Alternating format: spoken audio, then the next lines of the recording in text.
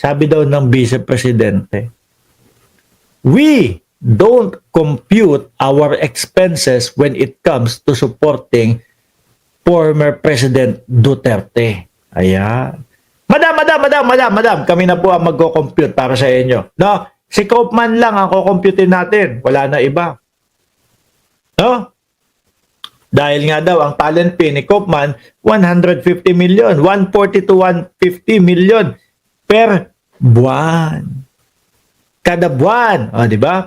Sabi ni Ma'am Aba, hashtag Lakwatchera World Tour. O, hindi na natin kukumputin yan. Kaufman na lang tayo. Iba pa yung mga labas-masok ng bansa. Meron pa siyang 16 na abogado sa Pilipinas O, Kaufman lang tayo. Yun na lang ang compute natin mga bossing. 150 million per month. Multiply mo sa 6, 900 million. 6 na buwan. 6 na buwan lang Sa isang taon. O, 2 6 na buwan.